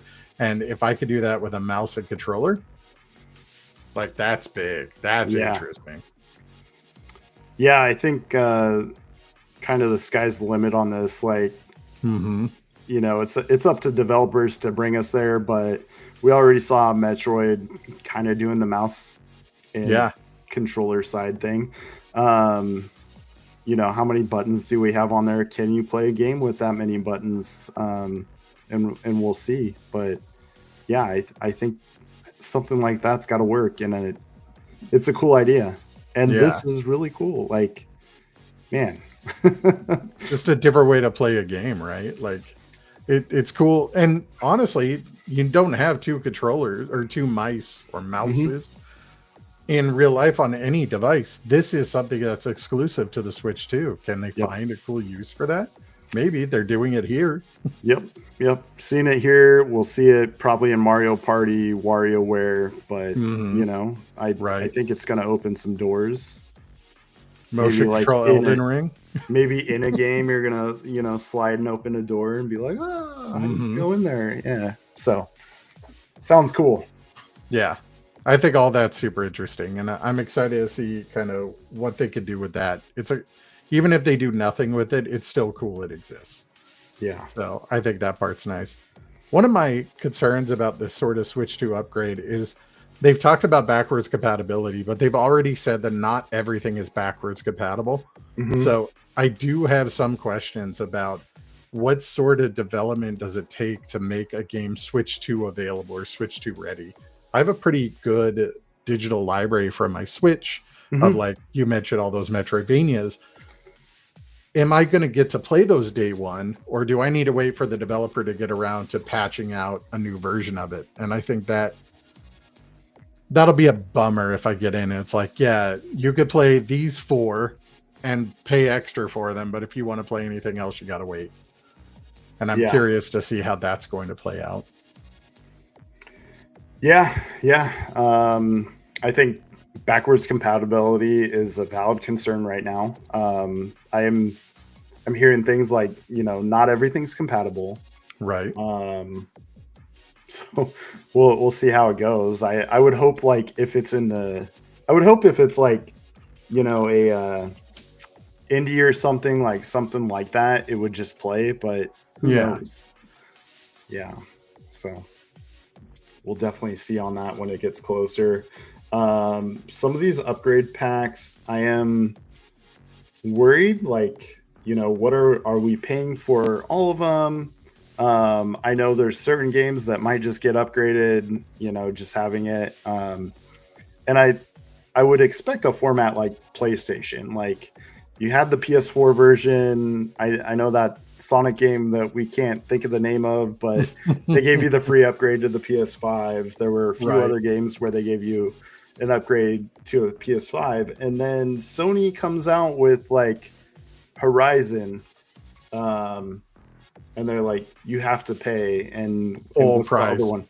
What's the other one they're coming out with this month with the zombies? Last of Us Part 2? Not Last of Us, but Days Gone. Days Gone. Yeah, you got to pay for a premium upgrade. So I can kind of see that being the way going forward, is like Breath of the Wild, premium upgrade. Mario Party Jamboree, of course it's a premium upgrade because we're adding a ton of new stuff to it. It feels like DLC more than just paying for it to look a little prettier, right? Yeah. So hopefully, if it looks a little prettier, they kind of, hey, we're going to take advantage of that 120 frames per second. We'll give you that on the house, but you're going to get a bunch of new content. Yeah, we're going to make you pay. So yeah, Jamboree, Kirby both showcase that. Breath of the Wild, Tears of the Kingdom did not. Like, they're obvious upgrades. Like, it's nice to get the faster load times in that. But yeah, it does feel a little icky that it's likely going to be $20 a pop. Like, that's my guess on pricing. The upgrade pack's going to be $19.99. And that's just to play your game on a newer version with upgraded, work done to it. Right. Granted, they did say you can play Tears of the Kingdom and Breath of the Wild on day one without the upgrade pack, but you do not get the better resolution, the farther frame rate, or further draw distance, or the better load times. So it feels weird to pay for that, right? It feels weird to pay for something like that. Yeah, for sure. So we'll see. And notably, Smash Brothers, not anywhere on this list or when they were showing all the other games that were day one compatible.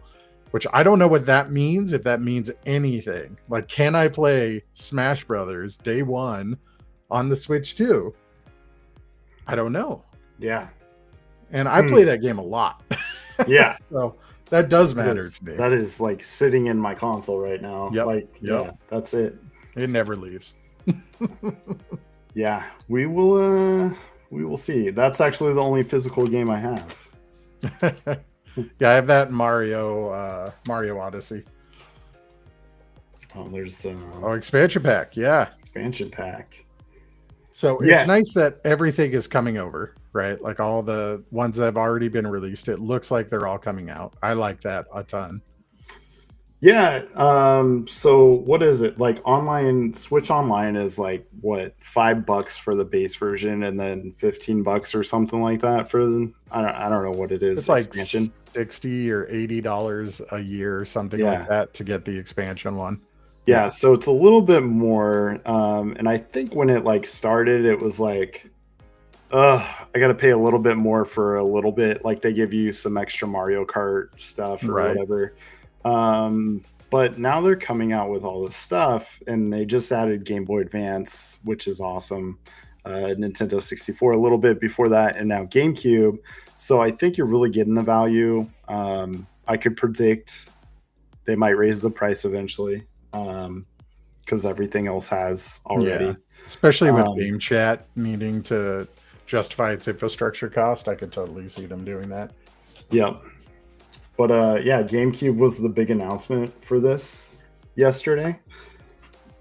I didn't notice until just now Nintendo Switch 2 Edition upgrade packs. So I wonder if that's part of the benefit of being an online member, is that they're just going to give you those upgrades like they did with Mario Kart, being able to get all the tracks. So that's interesting. Yeah. But yeah, look at this. Wind Waker, Mario Strikers. Yeah. Hey, that's Sunshine right there. Hold up. So Strikers, F-Zero, Soul Calibur. Yeah, watch this. Go to settings. Look at that. Right there. There's Mario Sunshine. Right there. In the CRT filter. Interesting. So maybe they're just not like giving away everything yet. Mm-hmm. But yeah, I expect we're going to get a Mario Direct. That's my guess. So here's something I was thinking about with Wind Waker being on here, because there were really two Zelda games that just are not on the Switch, beyond the DS ones, I should say. So there are really four, but Wind Waker and Twilight Princess not on the Switch currently. This gets us one step closer. So if we can get the DS games, I think that means that literally every mainline Zelda game will be available to play on the Switch too. That'd be cool. Yeah, that could be huge. And with that mouse control, that makes the DS game something that could absolutely happen. Yes. So interesting that we're almost there. Makes you kind of wonder, like, if there's gonna be like a touchscreen peripheral or you know, something else in the future. Second screen phone. Yeah. Sign in with the app, and now you could play, you know, the touchscreen and control your Switch too. That's cool. Maybe. Yeah. Might be hard, but you know, you pair that with the you know, Jawbone or whatever it is, or what is that thing called where you put it on your phone? Something like that. Yeah. You put it on your phone. You got the dual pads. Like if Switch came out with something like that, touchscreen on the phone, see the thing on the screen. I think something like that could work. I don't even think they're thinking about it, but yeah, maybe. It's nice that we're getting this version. I mean, the cell shaded look really held over the years, which I think is very exciting. I still wish it was the Wii U version. There's just some quality of life things that make that version way better to play than the GameCube one. But, you know, it's not going to stop me from going back and enjoying Wind Waker again. Yep. Plus the you can get the GameCube controller, so which again is why I thought we were getting Smash announcement. It's like, you can't show a GameCube controller without Smash. Come on. At least throw Melee up on the GameCube. So yeah, the weird thing is, it seems like they're purposely not talking about Smash. Mm-hmm. Yeah, there's definitely some big franchise stuff that they kind of set to the side. Do you have the list of other games that they were talking about for the future? So obviously F-Zero, that's a great grab. That's going to look beautiful on the handheld. I can pull up, like I have this, but or maybe it's not going to pull it up. Yeah, like they had a big old list. We saw things like Chibi Robo and Pokemon Stadium 2, which GX, Pokemon GX. Like I'm very excited for those. Those have really the whole entire GameCube era. It feels like Nintendo was kind of ignoring. And this opens a door for a lot of wonderful titles to come out. Mario Toadstool Tour is wonderful. I would love to see the Mario Tennis and the Mario Baseball games that came out. Like those would be incredible.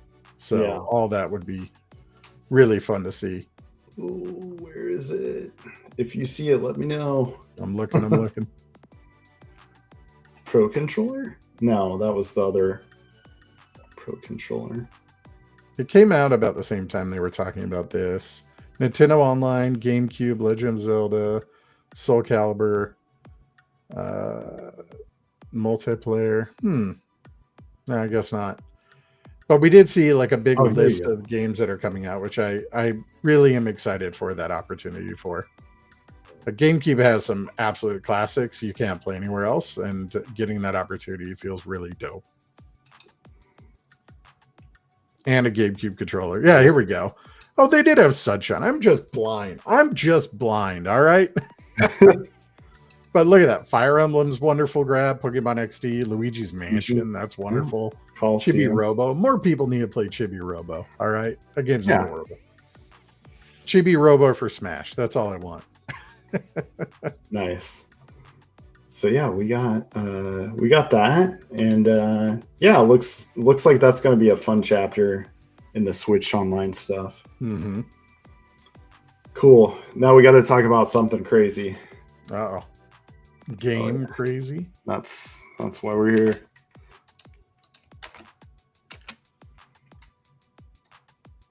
See, we'll see how lined up this is. Yes. Oh, I know exactly what this is. Yep. So we're waiting on, what did they call this crazy tech demo thing? I don't mind that this exists. Called the welcome tour. I don't mind that it exists. Yeah. The welcome tour. It is, to me, the wildest thing that they're going to actually charge people for this. Yeah. This glorified tech demo, as you called it, because that's really what this is. So the PS5, you bought the PS5, you didn't have any games for it. They gave you Astrobot. Like right off the bat, it's kind of a tech demo. And to me, this is exactly a parallel to that. Right. And like we're basically giving you a manual of how the Switch works and how the magnets work and everything. Like, just give this. We're paying $500 for your system. Just give us the freaking $20 game. Yeah. Or if it's even worth that. The thing too is like, what I'm really concerned about is this is going to be the only game on the shelf that's like $20-$30. And some parents going to buy their kid a Switch too, and they're going to be like, oh, I paid $500. Here's this other game. And then the kid's going to get here, and this is what they have to play. Like, this is the game that they get to experience. Yeah, this is like the Wii Sports or whatever. Like, just give everybody this stupid game. Yeah. And, that's what we had on the Wii. Like, but, I mean, do you recall the 1-2 Switch? Mm-hmm. Yeah, because that was very similar, too. Like, it was a paid, not pack-in title to teach you about the console, and it's super weird that is not. Just pack it in. Like, it's what are you doing? Pack it in. The days of free games with a console are gone, at least for Nintendo. And it just added into the sort of, people are excited about Nintendo and felt very scummy about it. Like even the game card, they already announced that there are game cards that won't even have the game on them, that they just unlock it like day one DLC style that you have to download. And so this all that just feels kind of gross, and it's disappointing to see Nintendo. They didn't highlight it. I get why they didn't highlight it in the direct. They didn't want the financials to be a thing, but it's hard not to walk out and kind of be like, wow, you showed me all this cool shit. Now you're nickel and diming me at every opportunity, even on a game that very clearly should be free. And a new SD card. Yeah, well, knew that was coming. Yeah. Cool. Yeah. So the next thing, just to talk about, like, this is kind of a quick, fun one, but are we getting an exclusivity like Switch 2? Is it going quicker to Switch 2 than we thought? Did you expect like a Mario Kart Switch and a Mario Kart Switch 2? I think we're getting that with Metroid Prime, but it's like, it seems like they are ready just to, like, we are going to leave that shit behind us and just move on. Mm-hmm. Is that how that felt? Yeah, that was something we were talking about, 2 episodes ago? Where we were saying the opposite. Yeah, that they were going to really lean into having the Switch 1 have a long shelf life with games support like Metroid Prime and Pokemon ZA, which are both still coming out on the Switch. But yeah, does it feel like it's happening too fast? I'm not sure yet. I do think a game like Donkey Kong probably wouldn't run well enough on the Switch to their standards. Mm-hmm. And maybe they had that same issue with Mario Kart. So, I mean, you have 24 players, it's open world, which means that they're probably leveraging the faster load times that the Switch 2 has to give a better experience. Yeah. I don't know, right? Compatible games, yeah. Mm-hmm. Yeah, it felt like it was a little quick. I know, like, when the Series X came out, like, they were not very quick to be like, this is only going to play on a Series X. Most games still play on Xbox One. Yeah, we have a version of a game that you can get on, Xbox Series X, but you can still play it on the Xbox One. And they did that for like a year and a half or 2 years or whatever. And then they were like, okay, now we're done with the Xbox One. Same thing with PS5, PS4. It's like, okay, you can't play, Star Wars Outlaws. You just can't. We're not doing that. We're not doing the new Assassin's Creed. Like, you gotta get a PS5. Right. So to me, it just felt super quick to see that. Caught me off guard with the Switch, but I do wonder if this signals. So a thing we've been hearing a lot rumor wise is that they've been done with the Switch 2 for a while, and they've been just ramping up production and make sure that they don't have the Wii or even early days of the Switch problems they had before. Whether or not they're successful, we'll see. I think it's a different world if the Switch 2 sells 7 million units, right? Where before, when you couldn't get access to a PS5, like building a PS5 only game, you had a limited audience you had to fight with, but it also meant that you limited how many sales you could get. So for this, to me, is this signaling Nintendo is confident that they have enough units to satisfy moving their entire catalog over to Switch 2? Or do they need to stick around and say, hey, we're not going to have enough Switch 2s. Let's make sure that those Switch 1 players are, a sales base that we can hold on to. Yeah. I hope it's the former. I do. It's interesting. This is the way until this last generation. It's always been. Right. You've always had launch titles. Yeah, it's always been like, yeah, you're gonna want that new system because you cannot play it on the old system. We have launch titles that you're not gonna be able to play. So to me, it's almost like going back to form, and the Xbox and the PS5, like, they kind of broke it, and they were like, okay, we're gonna try to support this for a little bit. So I'm not super mad against it. I just didn't expect it with the way things have been.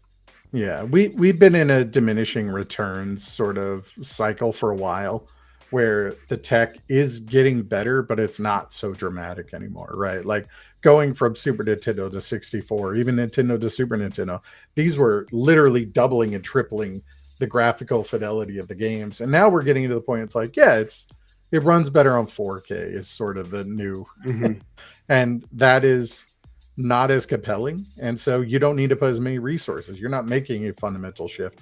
Breath of the Wild Switch 2 version is going to look amazing without needing to be fully restructured from the ground up for the console. Just because that's where we are in that tech cycle. Yeah.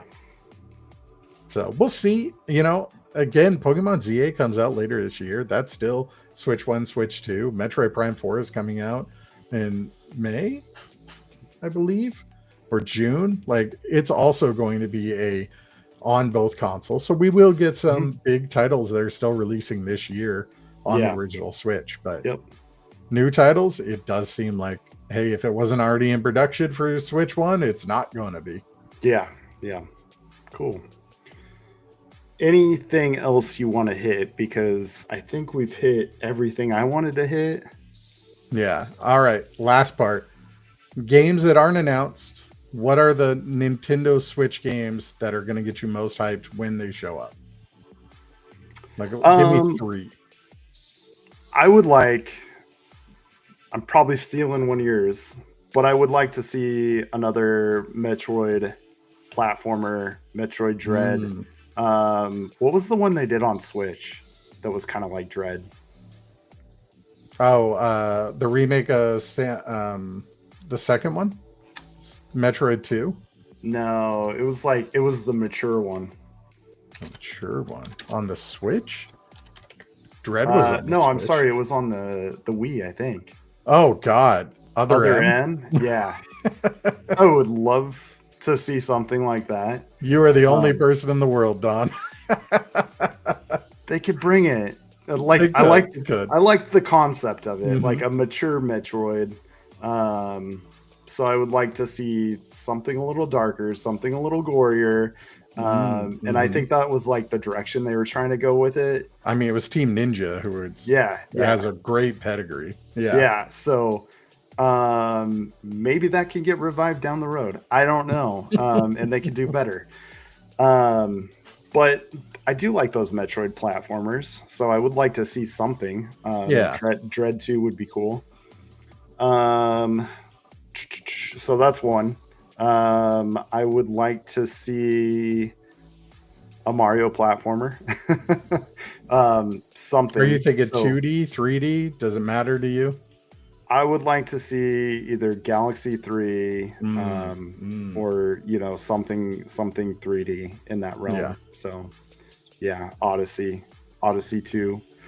So I think those are easy ones to say. Like, if that comes, I will totally buy that for $90 or whatever it is on day one.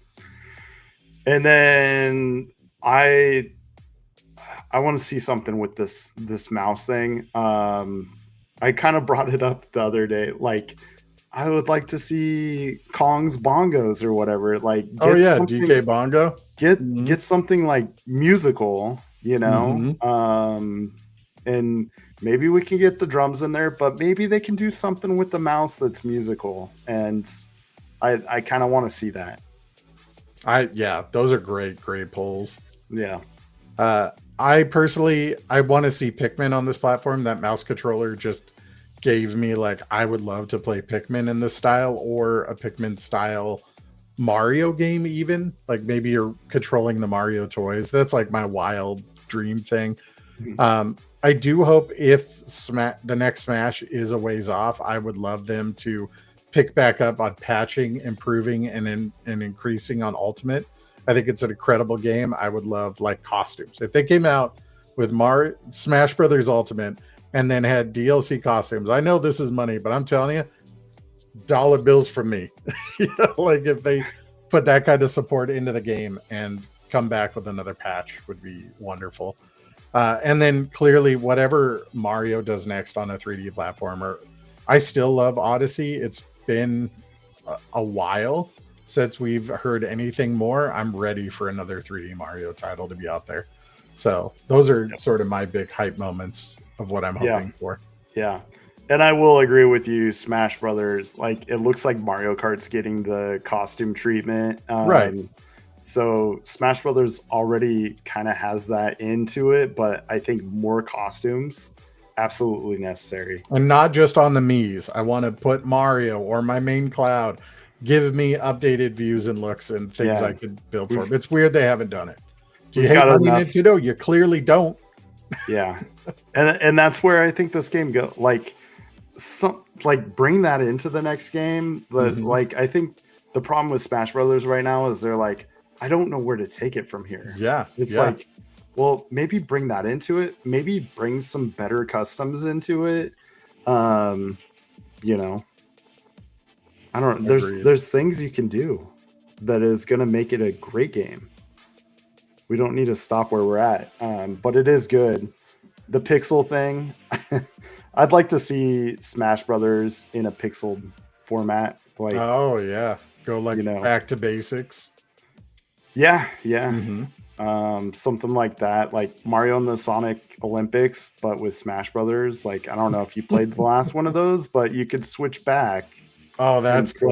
The old style, like retro style Mario and Sonic at the Olympics. And they had like little 16-bit characters or whatever. And I thought it was awesome. So like something like that with Smash Brothers, where it's like maybe you enter a world and, you know, switch into old school graphics and some of those new characters, you know, you're bringing into that, and it sounds really cool. That would be amazing. Yeah. There's ideas. Like, I'm not a Call game us, designer, Nintendo. We're here. Yeah. I've got ideas for days. So cool. Awesome. Well, that's pretty much everything we wanted to cover tonight. We kind of did our list for the future, what we'd like to see. Any other like hot takes or anything? Viewers got anything? all two of you. Appreciate you guys hanging out. Mom. I think one of those is me. So yeah, we're 50% to our first viewer goal. We need like and subscribe below. Yeah, like and subscribe. Tell your friends. We love all the people. Call your mom. Yeah, have your mom join us. Yeah. But yeah, definitely. Love having you guys. It's a party. For the next episode, I don't know what we're gonna cover. I know we're getting another treehouse tomorrow. So they're gonna be more in-depth video gameplay of some of the games they talked about. Heck yeah. So maybe we'll give it a couple days. Show me Project 007. Yeah. I don't know if that's one of them. No, probably not. But yeah, maybe we'll come back. I don't believe our coverage of Switch is going to end here. We'll continue to follow it and see what's going on with the Mario Direct for sure. And if and when that happens, yep. Yeah. Well, and you can't expect the second I get a Switch 2, I will be streaming it. So yeah, do not worry. Mario Direct, Mario Kart Direct, like all the directs. So cool, guys. Thanks for joining us.